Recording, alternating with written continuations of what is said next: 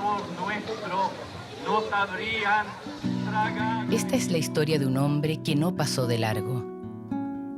En un país donde los sueños parecían ser posibles, vivió este hombre sencillo. En el campo donde creció, pudo apreciar la virtud del ser humano y muchas veces se preguntó por el valor del trabajo y la dignidad de las personas. Y no pasó de largo. Las tormentas no faltaron en su camino. La dictadura trajo muerte y este hombre la enfrentó con decisión. Buscó la justicia, ofreció amparo a los perseguidos y nos llamó a practicar la solidaridad con los marginados, con los reprimidos, con todos los otros, sin importar su color. Esta es la historia de un hombre que no pasó de largo.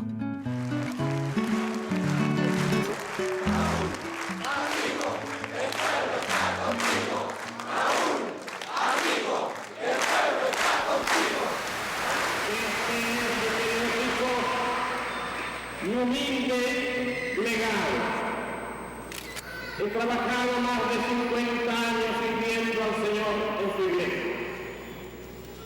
Me acerco a la muerte. Lo único que quisiera es que esta voz se oyera.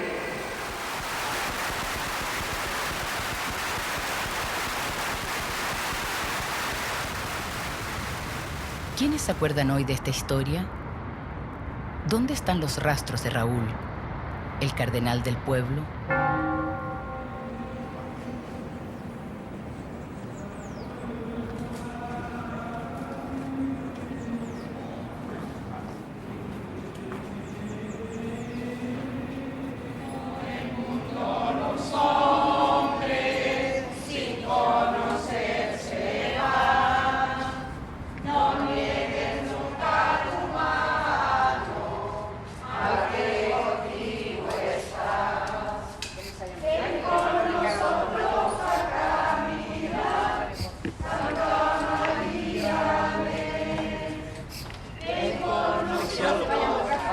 No hacemos parte con alegría y con esperanza, porque en este testimonio de vida y de lucha lo que hay es un camino de coherencia con las convicciones, con los principios básicos, que en este caso es ponerse en el lugar del más sufriente, ponerse en el lugar desde la perspectiva del pueblo, de la perspectiva de los perseguidos. Yo no me acuerdo de él, me recuerdo su nombre, pero la verdad yo no sé qué es lo que él hizo y cuál es su legado. Yo creo que supo hacer algo muy lindo, que fue como que no solo la iglesia de base se conectara como con el movimiento social y con la resistencia a la dictadura, sino también como la cúpula de la iglesia. Su nombre es reconocido, pero como su historia y lo que él hizo y lo que él fue para las nuevas generaciones no es tan reconocido.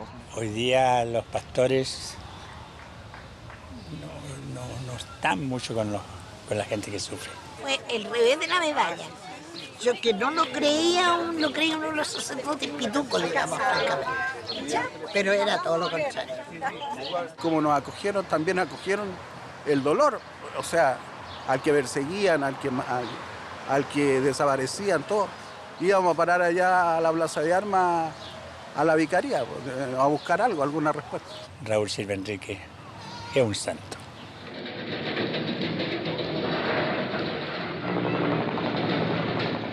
En las poblaciones de Chile se vivió la noche más negra de la dictadura. A la pobreza se sumó la violencia de los militares, contra quienes no tenían trabajo ni techo digno, y que eran reprimidos por manifestar su descontento.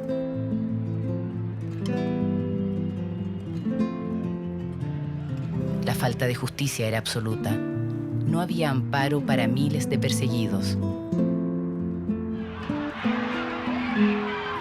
Raúl Silva Enríquez abrió las puertas del refugio para todos los necesitados.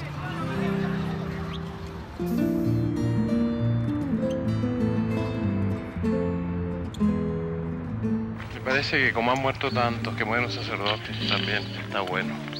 Nosotros debemos morir con el pueblo.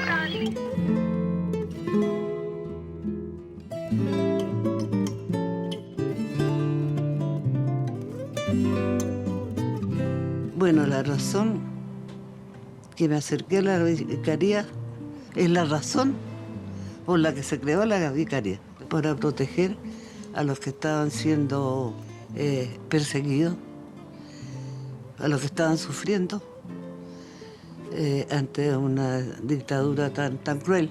Nosotros lo que hicimos, sin la vicaría no lo podíamos haber hecho.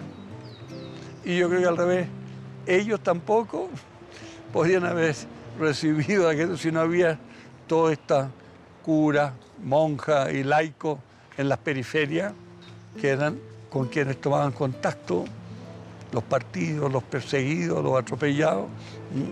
Y el cardenal estaba detrás de esto. Y esta era la maravilla.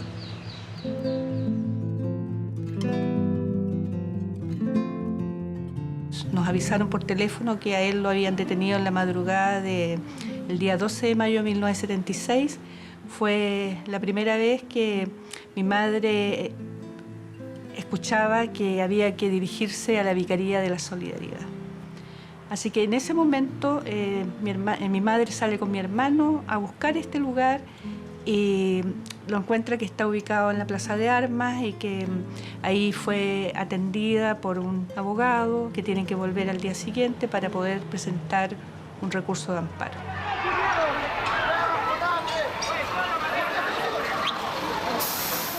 El cardenal era un hombre muy serio, poco expresivo, pero asimilaba todas las cosas.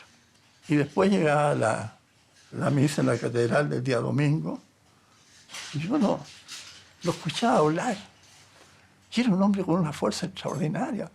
O sea, todo esto que había recibido, a él lo alimentaba psicológicamente y le daba una fuerza tan grande que era capaz de afirmar los valores del Evangelio, los valores universales en materia de derechos humanos, con una fuerza increíble, con un poder de convicción que también era atractiva para el resto de la gente. Tenemos confianza en que nuestros trabajos, desvelos y sacrificios servirán para alcanzar y apresurar la paz que anhelamos para Chile y para todos los países de América y del mundo. Su oración era tan convincente que realmente uno salía convencido de que no había otro lugar decente para uno. Nos tocó la gran suerte para nosotros que era justo el cardenal que precisábamos en esos momentos.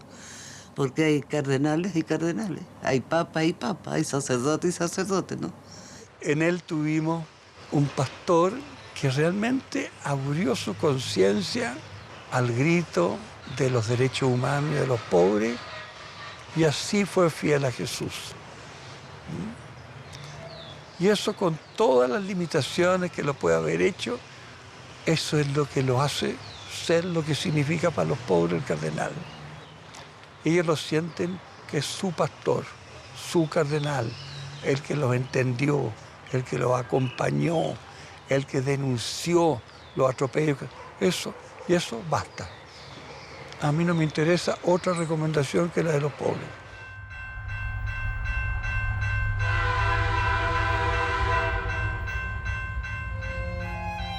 En 1934, mientras el presidente Arturo Alessandri Palma reprime el levantamiento campesino en Ranquil, un joven abogado chileno cruza el Océano Atlántico para completar su formación como sacerdote. Raúl, lejos de los campos de Loncomilla y de la pequeña estación de trenes de San Javier, arriba a Italia tras las enseñanzas de Juan Bosco, sacerdote, educador y fundador de la congregación salesiana. En Turín lo espera otra estación. El tiempo del fascismo de Mussolini se asienta en Italia, mientras la fe crece en el espíritu del joven salesiano.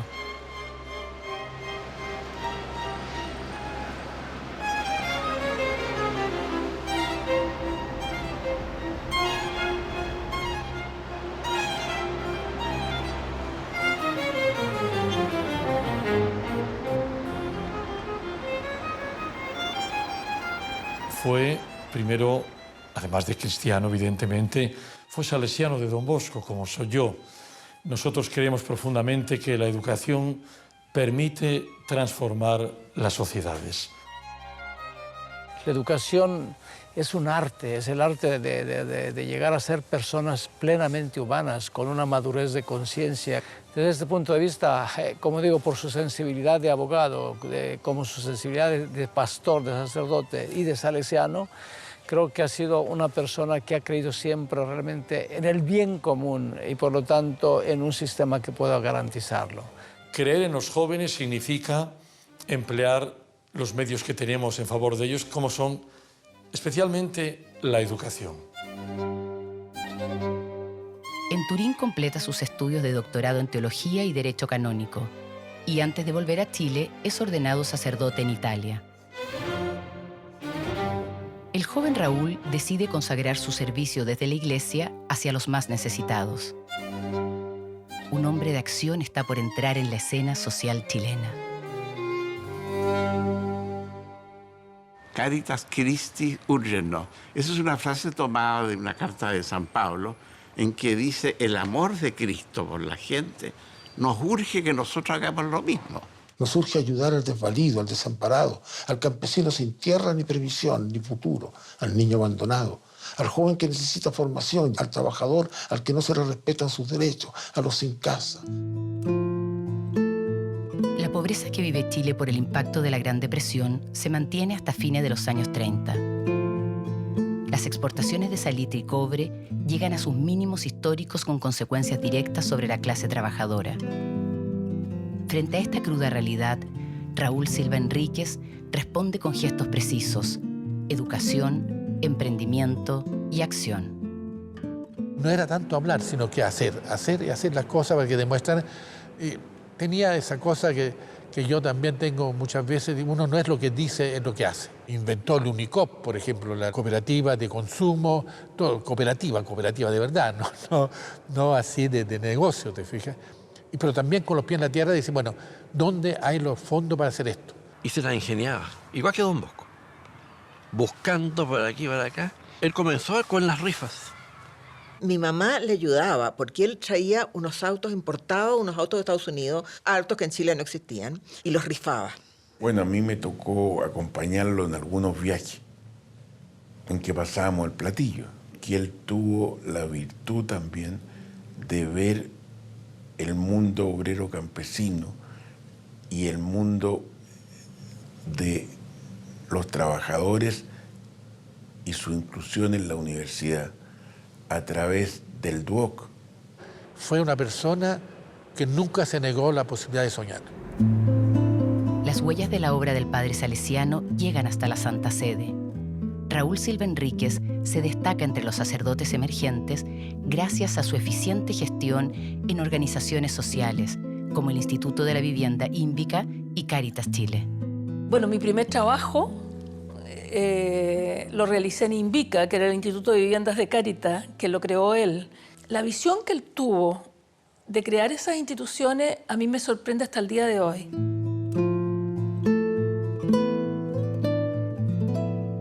En la primavera de 1959, el Papa Juan XXIII nombra a Raúl Silva Enríquez obispo de Valparaíso.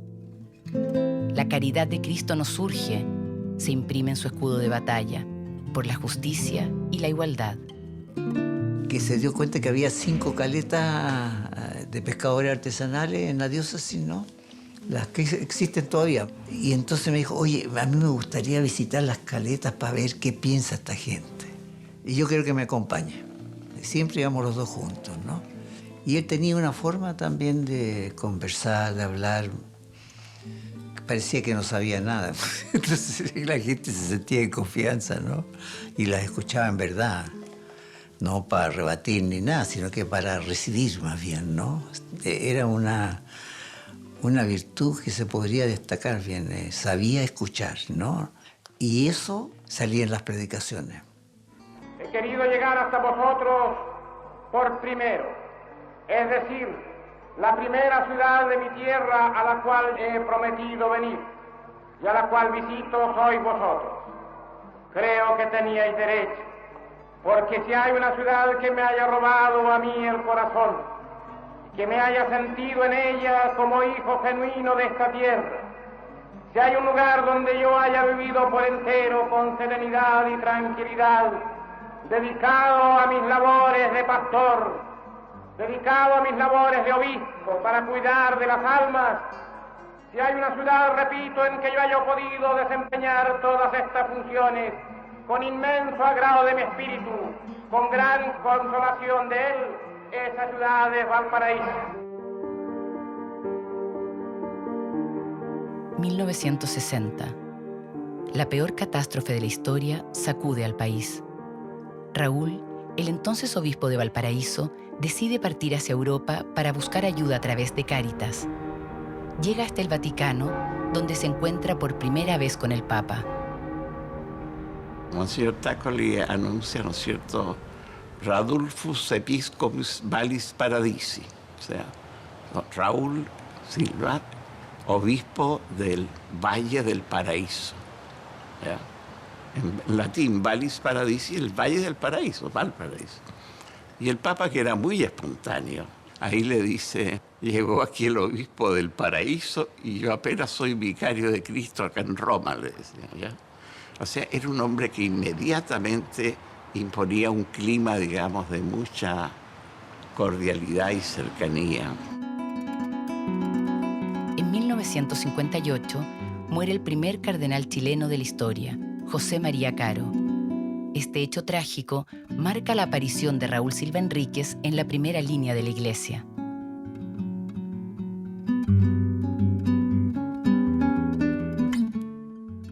A él se lo designó cuando había otros dos nombres que parecían fuertes candidatos al arzobispado de Santiago. Monseñor Manuel Larraín, por una parte, que era considerado muy progresista en la Iglesia.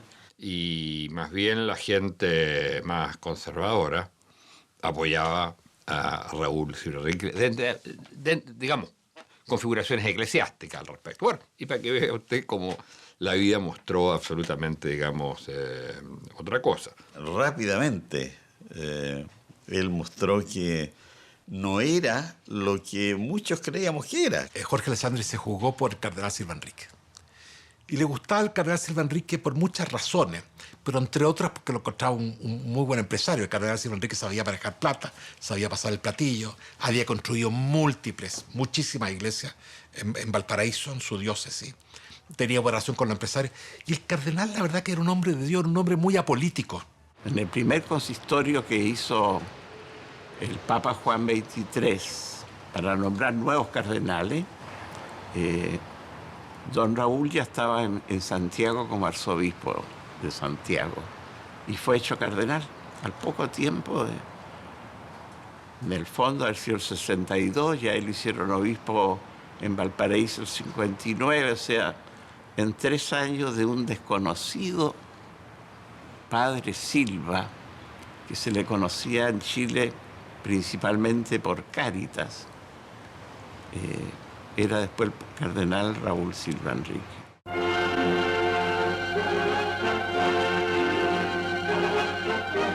En el aeropuerto Los Cerrillos, una muchedumbre que encabezó el propio jefe del Estado esperó al cardenal Raúl Silva Enríquez a su regreso desde la ciudad eterna, investido como príncipe de la Iglesia Universal. Su eminencia volvió a su patria en un avión Panagra que ostentaba su escudo en la portezuela.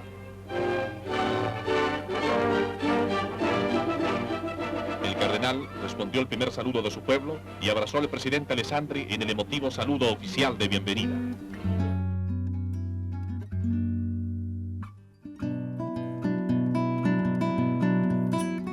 Queridos hijos, después de trasponer las fronteras de la patria amada desde el aire, en el puro y azulado cielo de Chile, os envío mi primer saludo, acompañado de mi más fervorosa bendición.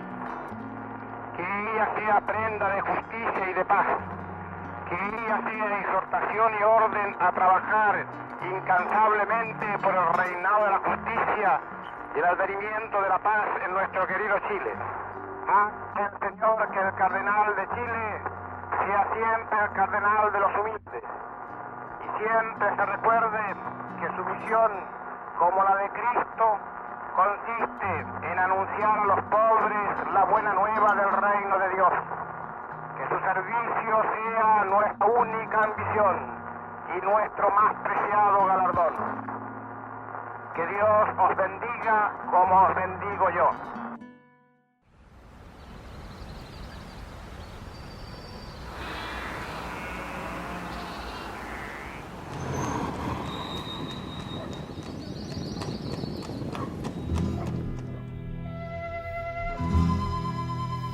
Bueno, el agro chileno vivía una situación de retraso considerable, con un sistema de explotación muy anticuado, bastante feudal, digamos, ¿no?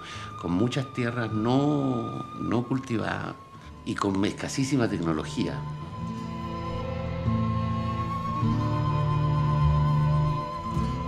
Era el único sector que no tenía progresos sociales.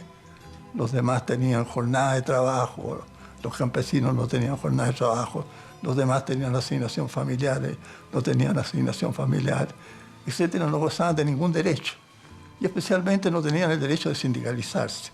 Emigran a las ciudades, empiezan a construir grandes cinturones de pobreza. La situación social creada por el agro era insostenible.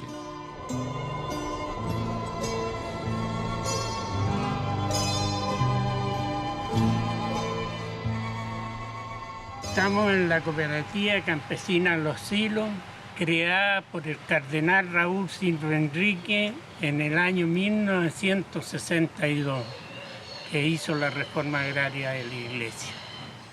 A mí me pareció que debía hacer la reforma porque teníamos muchas tierras y no estaban en poder de los obispados, sino que las arrendaban.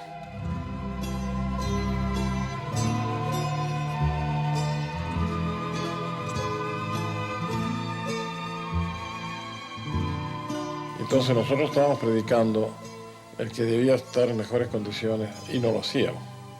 Por lo tanto, cuando viene la idea de la iglesia de entregar las tierras, surge la resistencia dentro de estos consejos. Porque era gente, sobre todo gente que algunos habían donado incluso tierras a la iglesia y por lo tanto no veían con buenos ojos que esas tierras pasasen a manos de los campesinos. En el consejo me dijeron que no debía hacerlo, porque los bienes habían sido dados a la iglesia y no para que yo los distribuyera a los campesinos. El cardenal se fue entonces a hablar con el Papa Bueno, con Juan XXIII. Y le dice a Juan XXIII, yo tengo que hacer esto. ¿Cómo puedo decir este mensaje cuando yo estoy actuando igual como actúan los latifundistas? No hay cambios en la forma. Entonces yo quiero pedirle su autorización. Entonces el Papa me guiñó un ojo y me dijo, hágalo, yo lo ayudo. El cardenal Raúl Silva Enríquez fue recibido triunfalmente por los inquilinos de Pataguas Cerro, en la provincia de O'Higgins, cuando el prelado fue a entregarles las parcelas que la Iglesia Católica formó en ese fundo, en cumplimiento de la distribución de sus tierras ordenada por el episcopado chileno. Nunca hubo ninguna duda, ni en el gobierno de Frei, ni en el gobierno de Allende, de que la Iglesia apoyaba los procesos de cambio social. Y el cardenal Silva Enrique todavía no había tenido el rol destacado que tuvo después en la defensa de los derechos humanos, pero en lo social aparecía como un cardenal muy avanzado. Usted, señor cardenal, ha plantado el árbol del Instituto de Promoción Agraria, el Instituto de Pastoral Rural, Pastoral Obrera, Pastoral Juvenil, Fundación para el Desarrollo, Sociedad Comercializadora Nacional, ILADES, Cáritas y tantos otros. Son árboles que han dado muchos frutos. Pero el árbol de la reforma agraria de la Iglesia es el que más fruto ha dado dignidad al campesino, devolviéndole su condición de ser humano. Lo que más me recuerda fue una frase de Monseñor Manuel Larraín y el cardenal. Ellos dos dijeron una frase que nos quedó muy grabada: al hombre, cuando se le trata como hombre, responde como tal.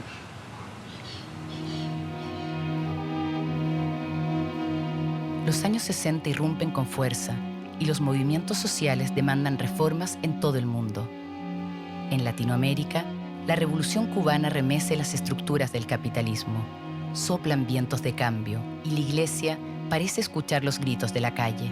El Papa Juan XXIII convoca al Concilio Vaticano II y nuestro recién nombrado cardenal acude con la idea de transformar un sistema que se basa en la pobreza y la desigualdad. Nunca hay que perder de vista el hecho de que era un obispo joven, más joven que el promedio de los obispos. Y llegaba él con una energía y con una fuerza, ¿verdad?, rodeado por un equipo brillante de estudiantes de teología. Así que él entra a representar un poco a Latinoamérica, frente a los grandes cardenales europeos y grandes teólogos también. El concilio se desarrollaba en la mañana y en la tarde se trabajaba en torno a él.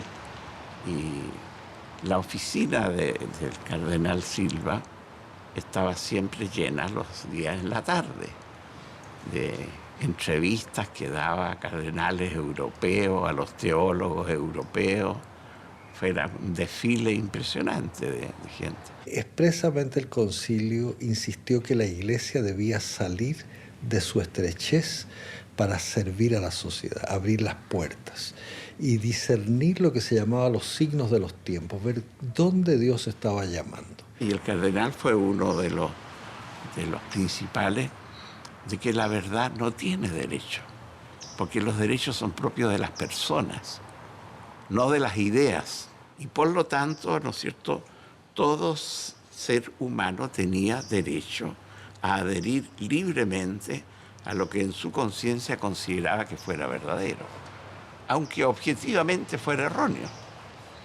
Y entonces ese concepto, ese paso entre los derechos de la verdad, que es algo abstracto, es una idea, es hasta una ideología, a recabar que los derechos son de las personas, eso quedó estampado en el documento acerca de la libertad de las conciencias. El concilio hizo como se decía, una revolución copernicana. Dio vuelta el triángulo y dijo, la Iglesia, primero que todo, es un pueblo de iguales. Un pueblo de salvados por Jesucristo, un pueblo de renacidos por el Espíritu, con el que Dios cuenta para construir el reinado de Dios en la historia humana. Eso es lo más fundamental, que todavía no llega a gran parte de los obispos y a gran parte del pueblo.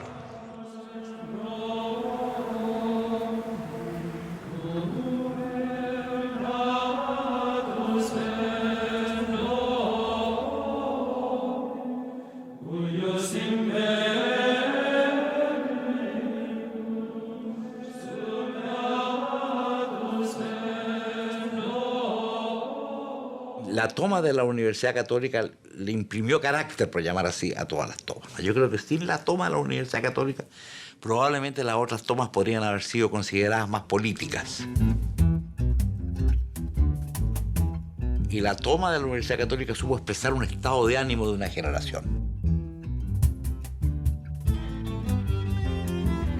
Y la década de los 60 hundió sus raíces en fenómenos muy profundos de Chile y del mundo.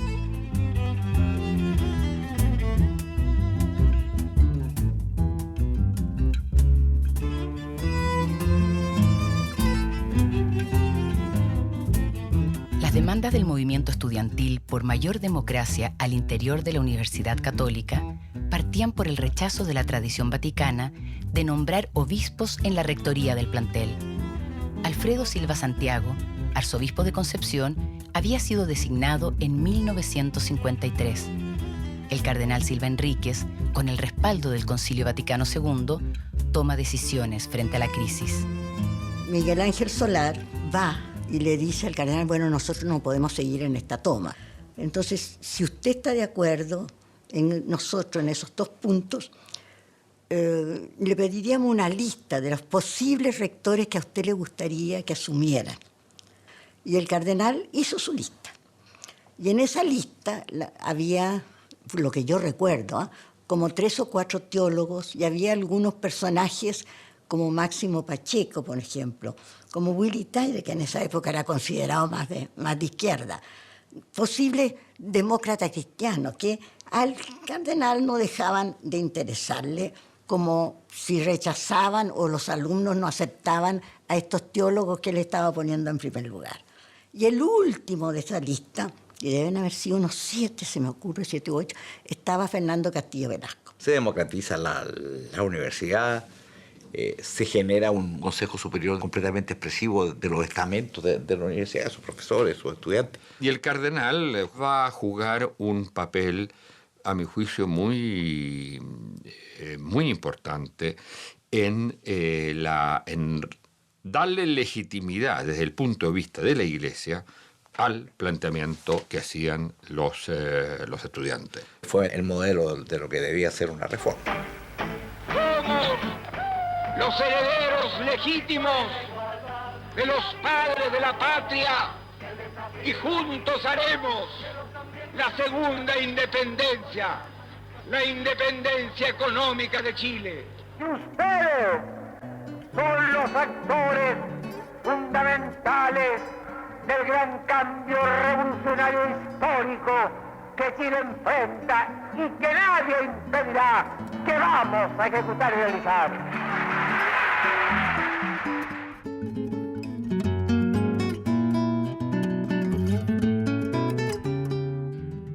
Una conversación muy amable entre el jefe máximo de la Iglesia chilena y el doctor Allende en estos instantes en el living room de su habitación. Yo creo que ellos sí se entendieron muy bien. Yo creo que los unía primero que nada una cosa muy gozadora. Los dos podían conversar largamente, eran buenos para conversar y hacer historia, y habían vivido procesos así, pero importantísimos, digamos, en muchos años. Yo creo que eso había una cosa muy cómplice, muy compartida. El cardenal recibió a Fidel Castro, que había estado de visita. El cardenal acompañó a mi padre, como le digo, no en 1 o 2 1 de mayo, en la fiesta de los trabajadores. La simpatía del cardenal por las reformas sociales que impulsa el gobierno de la Unidad Popular es motivo permanente de críticas desde la derecha política y la prensa opositora.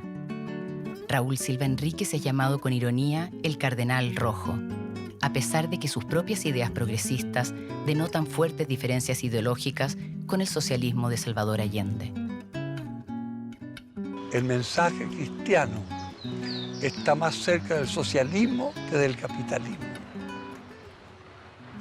Yo me acuerdo cuando se dijo eso. Yo creo que ni él se daba cuenta, porque estos grupos nuestros,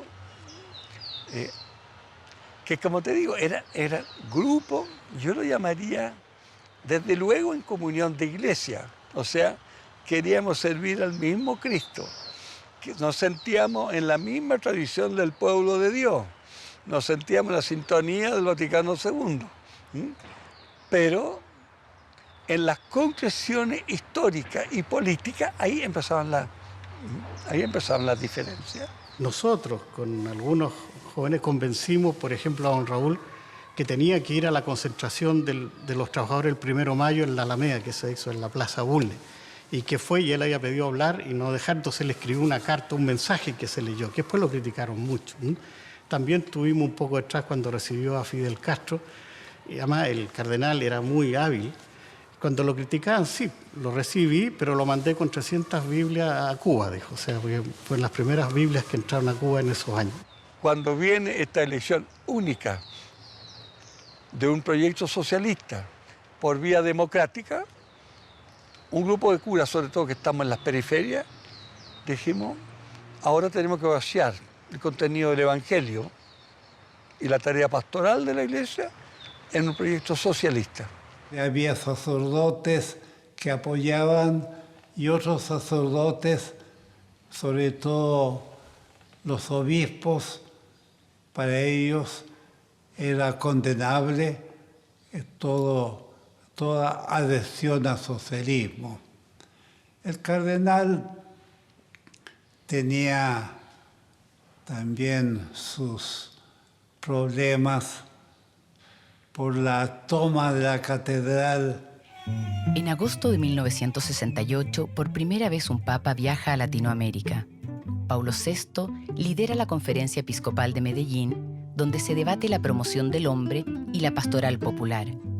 Mientras tanto, en Chile, un grupo de sacerdotes, profesionales y obreros se toman la Catedral de Santiago para denunciar las injusticias sociales. La la iglesia joven irrumpe en el templo capitalino, llamando la atención de la jerarquía eclesiástica.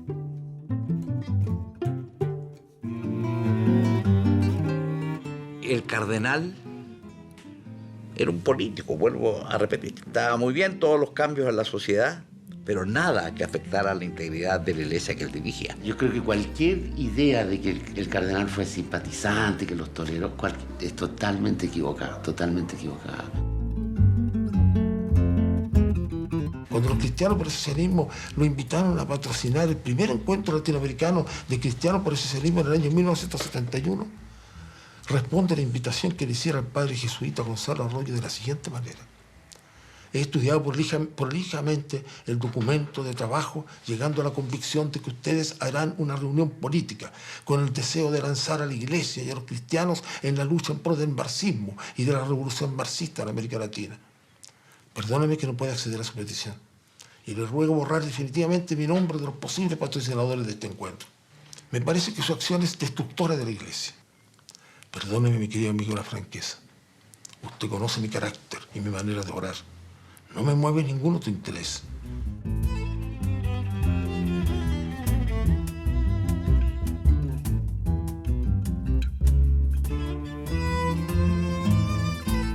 En general, el presidente Allende era muy gentil en su manera, fue muy gentil con los obispos. Y con el cardenal se trataban con mucho respeto. Lo que no quita que el cardenal y todos los obispos lucharon para que el gobierno no insistiera en esa reforma educacional. La intención del gobierno era ofrecer al país un programa, un currículum propio, unificado para la educación del muchacho chileno, ¿no? Y nosotros dos fuimos, Patricio Cariola, jesuita, y un servidor, fuimos elegidos por el episcopado para integrar, a petición del mismo gobierno, la comisión curricular para establecer las cosas que hay que aprender, estudiar como estudiante en Chile, desde los pequeños hasta los profesionales, hasta la educación superior.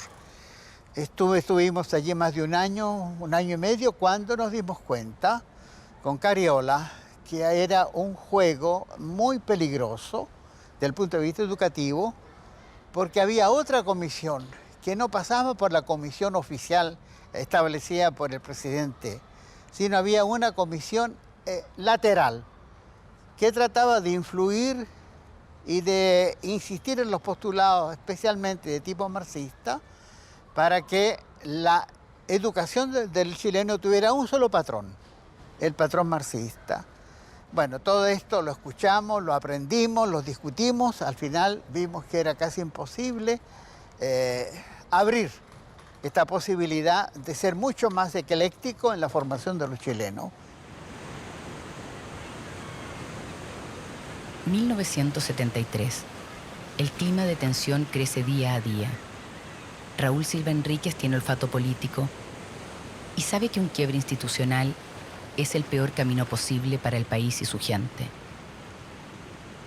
El cardenal se empeña en evitar que el conflicto siga escalando e intenta crear puentes entre las fuerzas políticas para producir el diálogo. Solo se escucha ruido de sables.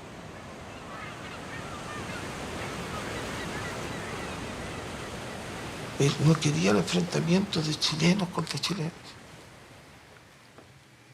Y para él entonces se daba cuenta de que su prédica no estaba dando los resultados que él quería. Que había aquí, decía él, que se desarmen las manos, pero también desarmen los espíritus. Estamos en una hora dramática para Chile. La peor desgracia que puede ocurrir a un país, y esto todos lo sabemos, es una guerra civil. La paz de Chile tiene un precio. Necesita que todos cambiemos de actitud. Faltan hechos de justicia. Justicia para emprender los cambios justos que nos otorguen la paz. Ese fin de semana, el golpe fue un día martes 11. Él había ido el viernes a Punta Etrarca. el día sábado se va caminando de Punta Tralca hasta Isla Negra. Era un día primaveral, muy hermoso. Y va a ver a Pablo Neruda. Y se va caminando. Se va caminando por la acera cerca, por la berma de los automóviles. No había camino para irse caminando por allí. Por la playa tampoco. Y se va y llega sorpresivamente a visitar a Neruda. Y ahí conversan. También estaba Neruda en su lecho de enfermo. Conversan sobre la realidad del país. Y entonces el cardenal le dio su bendición a Neruda cuando se despidieron. Y la verdad es que no se vieron nunca más.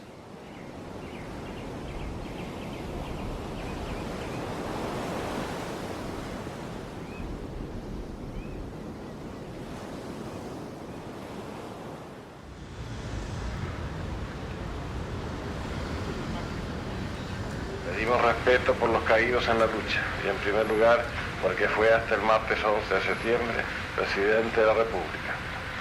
Pedimos moderación frente a los vencidos, que no haya innecesarias represalias, que se tome en cuenta el sincero idealismo que inspiró a muchos de los que hoy han sido derrotados. Llevamos 15 días del golpe y yo ya sabía lo que estaba sucediendo en Chile. ¿Por qué otra gente dice que no sabía? No sé. Porque también fue a San Antonio y en San Antonio también fusilaron a 10, 11 o 12 de los principales dirigentes sindicales que habían, y lo sabía todo el pueblo, todo el mundo lo sabía.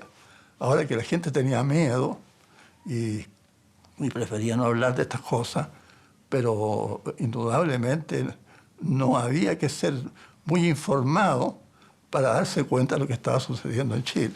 La democracia cristiana y la misma iglesia, yo creo que se alegraron con el golpe. Los obispos que le hacían misa a Pinochet el 11 de septiembre y yo estaba en esa misma hora celebrando la misa por los cadáveres que habían tirado por el Mapocho. Para mí ahí es donde muestra que la iglesia tiene muchas cosas humanas, pero tiene algo que solo Cristo lo explica. Nosotros le dijimos varias veces al cardenal en esos años, don Raúl, usted tiene que romper con el gobierno. ¿Cómo es posible que siga dialogando con Pinochet cuando tenemos un Pinochet que es un criminal? Y el cardenal siempre nos respondió: yo no puedo romper con Pinochet. Es el jefe de Estado y él tenía esa convicción de que la Iglesia debía entenderse siempre con los jefes de Estado. Lo que hizo el cardenal fue un intento de ofrecerle al régimen militar un trato, digamos, que le permitiera no irse desprendiendo de los presos políticos, no tener estadios nacionales llenos. Entonces él trató de ser lo más gentil, si tú quieres, con el gobierno en los primeros, sobre todo los primeros 2 años. De hecho, el Papa Pablo VI quiso enviar una carta de condena al golpe de Estado y él personalmente le pidió que no lo hiciera, porque si lo hacía, si el Papa hacía esto, significaba que se declaraba más o menos que la guerra entre la Iglesia Católica y el gobierno militar, y eso él lo quería evitar. Años después se arrepintió y quiso que el Papa enviara la carta, y el Papa le dijo: no, ya pasó el momento, ya. Oh Dios Todopoderoso, que ayudaste con tu sabiduría infinita a desenvainar la espada y a empuñarla para recuperar la libertad de esta patria que tanto amamos, te pido ante mis conciudadanos lo que tantas veces te imploré en el silencio de la noche antes del 11 de septiembre. Ayuda hoy a este pueblo que tanto te pide.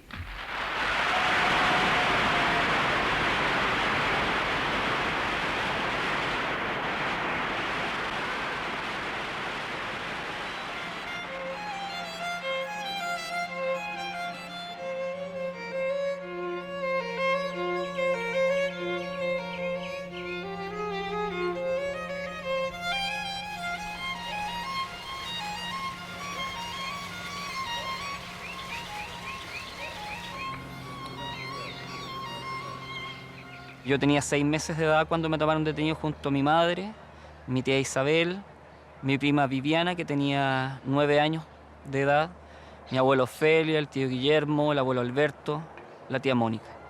Somos llevados al cuartel de investigaciones de General Maquena y ahí somos separados en 2 grupos.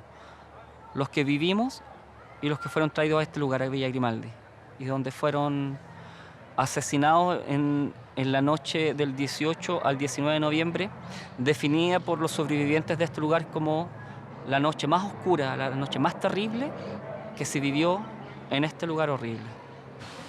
Lloraba el cardenal. Y lloraba porque la iglesia no estaba preparada para un acontecimiento así como tuvimos en Chile, en nuestra patria. Entonces él lo instaba para que formáramos dirigentes, formáramos cristianos, católicos, que fueran dirigentes, que pudieran dirigir la iglesia, porque la iglesia iba a ser duramente perseguida. Y la iglesia pasa entonces desde el primer día a ser un referente, la gente empieza a llegar al párroco, al sacerdote conocido, a pedir ayuda para que lo acompañe a la morgue, para que le ayude a averiguar si su familiar está en el Estadio Nacional, en el Estadio de Chile o en los lugares que en ese minuto se detenía la gente. Y entonces el cardenal ya los primeros días de octubre invita a las otras iglesias cristianas y a la comunidad judía e instala lo que fue el Comité Pro Paz, que empieza a funcionar en la misma local del arzobispado. Y ahí empieza a atender a la gente.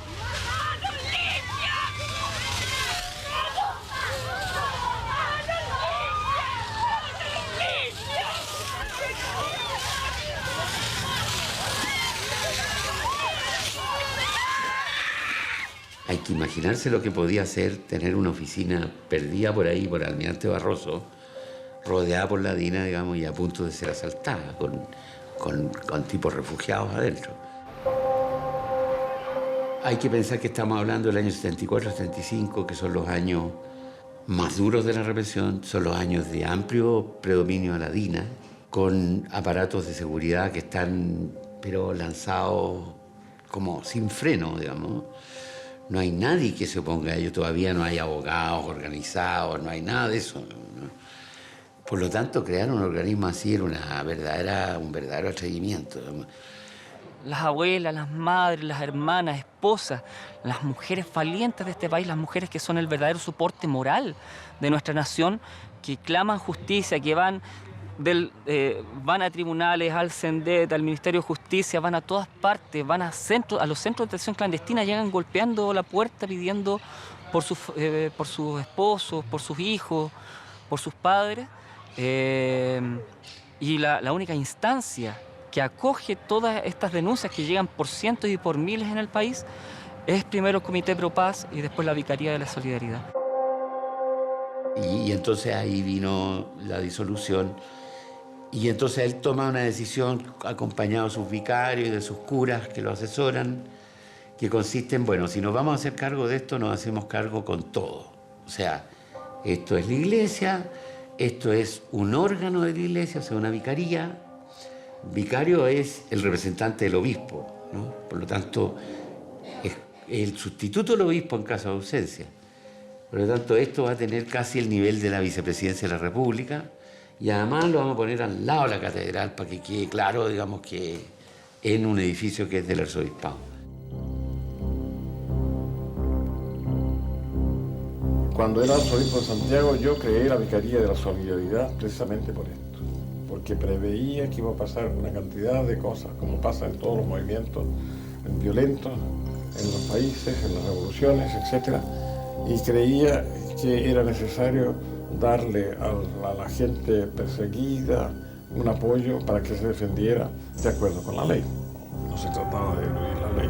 El cardenal Raúl Silva era un abogado y por lo tanto era una persona que indudablemente tenía desde ese punto de vista una predisposición para entender toda la temática de los derechos humanos y para insistir en que la defensa que hiciéramos en la vicaría la hiciéramos en las instituciones. Entonces, había muchas personas que que sin conocer a nadie, pasaba algo en una población, llegaban a la vicaría. Ahí la vicaría le designaba un abogado.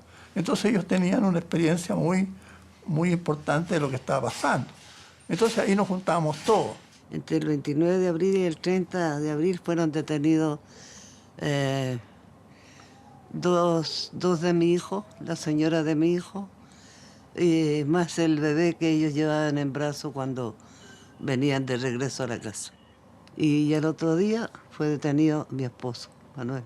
Por debajo de la puerta habían tirado un papel que decía: señora, diríjase a la Vicaría de la... Manos anónimas. Señora, diríjase a la Vicaría de la Solidaridad. Así llego a la Vicaría. Realmente fue el lugar que para nosotros se abría la puerta en la mañana, uno entraba y podía estar todo el día tranquila y a veces hasta podía olvidar lo que pasaba afuera, pero cuando teníamos que hacer abandono a las 6 de la tarde, que la vicaría cerraba, nadie sabía qué iba a pasar con uno, si íbamos a llegar a la casa, si nos iban a ir a detener, qué iba a pasar. Pero de esa forma fuimos conociendo nosotros cómo trabajaba la Iglesia en la defensa de los derechos humanos.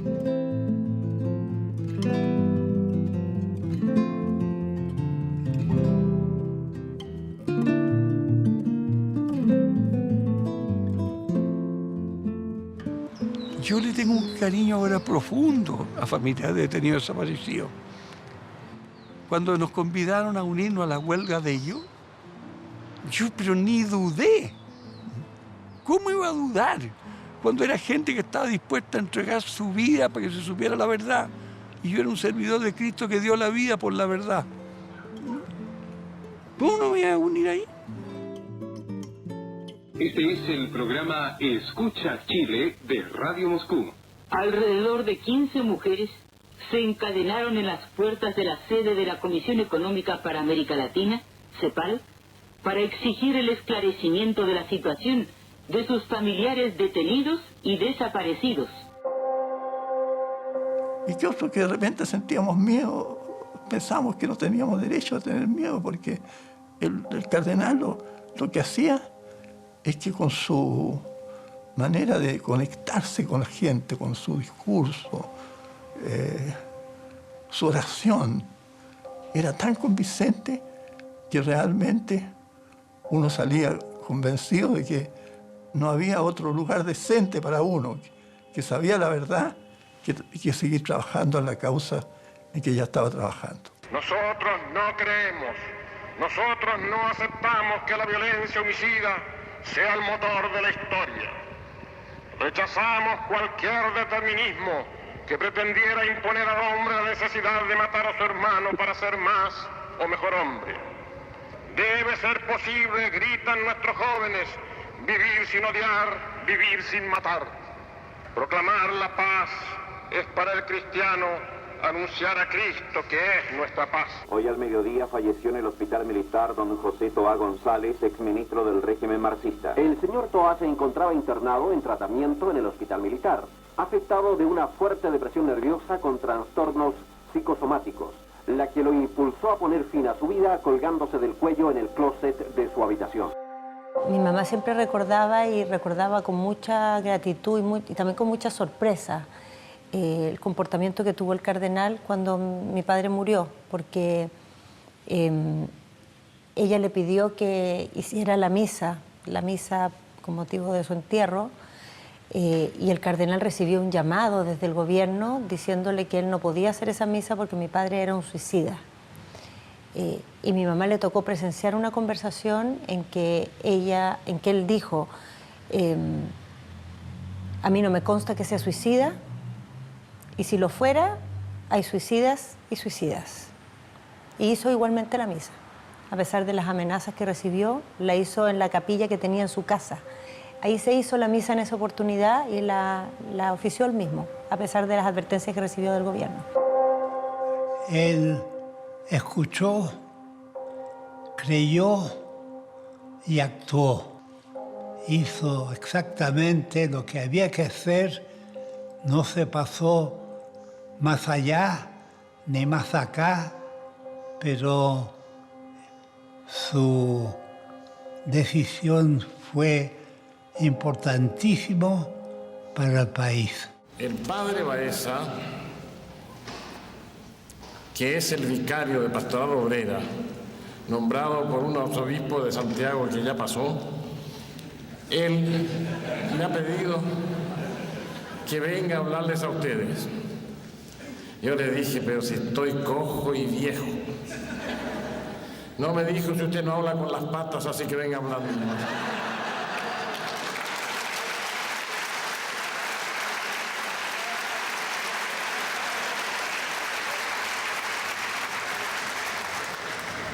Aquí estoy. Pero, ¿qué impresión tengo yo después de haber oído lo que ustedes han dicho, han cantado, etcétera? Veo que un pueblo, que ustedes que somos, diré mejor, un pueblo que sufre. Un pueblo que a pesar de tantas virtudes y tantos esfuerzos, no ha logrado todavía la paz. La paz es el bien supremo, el bien que el Señor le dio a sus discípulos como fruto de su muerte. Mi paz os dejo. La paz viene de la justicia, viene de la caridad y viene de la libertad. Nosotros no tenemos esto. De los momentos así significativos que le tocó vivir a la vicaría, yo creo que ese descubrimiento en octubre, noviembre del año 78, cuando estábamos culminando el Año Internacional de los Derechos Humanos y estábamos por empezar el simposio, fue muy brutal, por una casualidad de un viejo minero que busca a uno de sus hijos que había sido detenido o había desaparecido hacía 4 años. Y él empezó a recorrer minas abandonadas o lugares abandonados de la zona de Lonquén, pensando que lo podía encontrar, tal vez ahí. Se encuentra con los hornos, encuentra que hay restos humanos y además nos dice que arriba de una meseta muy cerca también hay cuerpos botados. Y efectivamente, a partir de ese instante ya no se pudo seguir hablando de presuntos detenidos desaparecidos, sino que se tuvo que asumir que personas que fueron detenidas por fuerzas del Estado, nunca más se supo de ellos. He aquí que despierta de la muerte el justo Abel, mi siervo Jesucristo. Miradlo como viene sin violencia, el que juzga a los pueblos con justicia.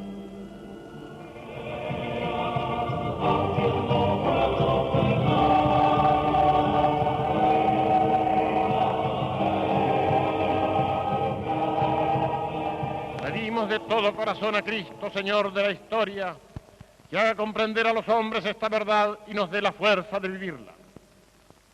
La seguridad nacional de todos los estados tiene como base inamovible, insustituible y granítica el respeto a los derechos de todos los hombres y el respeto al derecho de todos los estados.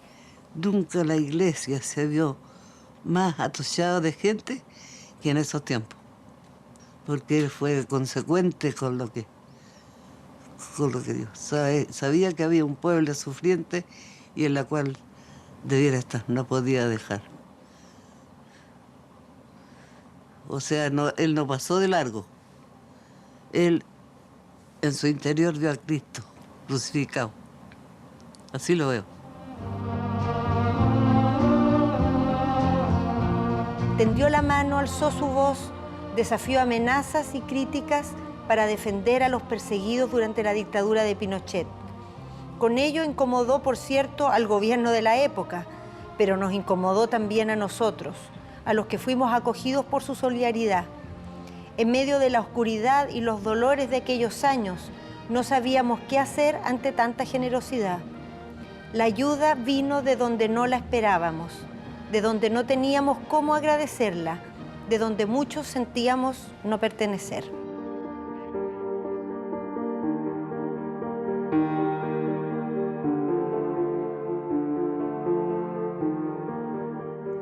Con Sodano no se entendió porque Sodano quería entenderse con la dictadura. el representante del Papa en Chile, el nuncio, Angelo Sodano, no era una persona que estuviese de acuerdo con las cosas que hacía el cardenal. La norma canónica señala de que el cardenal o el obispo tiene que presentar su renuncia el año que cumple los 75 años.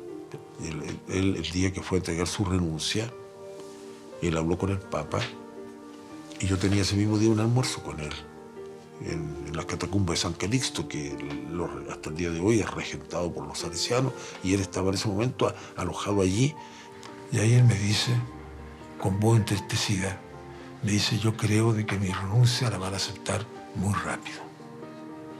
Porque le dije al Papa que yo me sentía con fuerza y que quería seguir.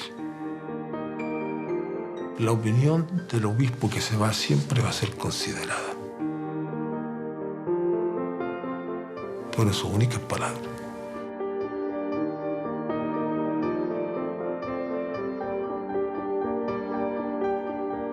Hay que pensar que era el nuncio de la época, Angelo Sodano. Es increíble que un trabajo que es de la esencia de la misericordia y la caridad cristiana, como es el trabajo que hacíamos en la vicaría, basado en la parábola del buen samaritano, absolutamente evangélico, nunca haya tenido la deferencia de visitar una vez siquiera la vicaría y la solidaridad. El haber planteado de la manera como usted se planteó con la Junta Militar, ha hecho todo lo que hizo, el cardenal pensaba de que iba a haber un reconocimiento frente a eso. Sin embargo, debe ser el cardenal, el obispo, que se le aceptó más rápidamente la renuncia.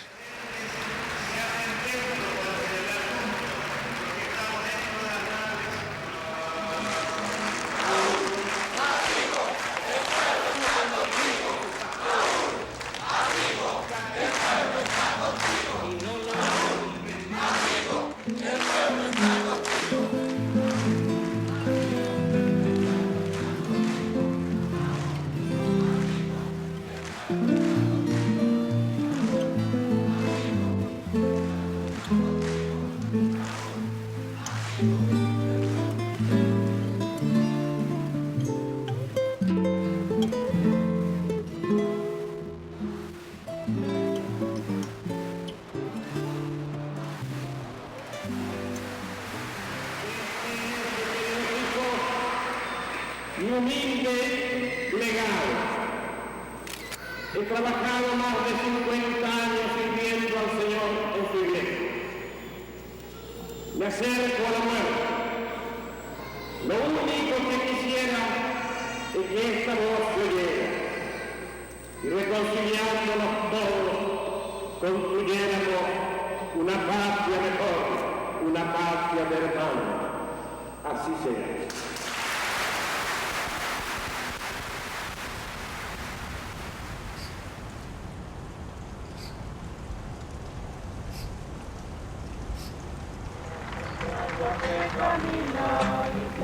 Caminando podremos alcanzar otra ciudad que no se acaba sin pena ni tristeza, ciudad eterna. Ya nos inspira a seguir trabajando y a saber que desde la religión también se puede oír una voz de liberación.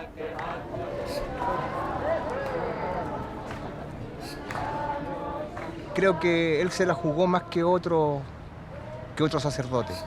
Él no tenía miedo. Creo que el cardenal en este minuto falta en la iglesia. Y yo de verdad cuando oro porque realmente llegue una figura semejante al cardenal a la iglesia chilena.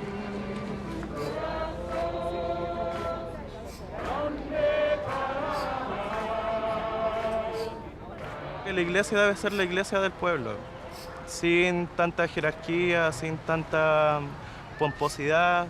Yo creo que Jesús fue una persona del pueblo, entonces Jesús caminaba con su pueblo. La riqueza de don Raúl sigue presente, no sigue presente en los medios, sigue presente en un barrio que tiene una capillita, que la gente va a misa, si tiene problemas de salud encuentra solidaridad y visita de enfermos, hay catequesis, hay ayuda fraterna. Yo creo que es una figura que, como ustedes están haciendo, merece la pena que no sea olvidada, y no tanto por reconocimiento a él ya no lo necesita, pero sí como ejemplo para las nuevas generaciones, porque fue un modelo de capacidad de diálogo, de entendimiento en la diversidad o incluso de confrontación cuando creía que era necesario. Podemos alcanzar otra ciudad que no se acabe.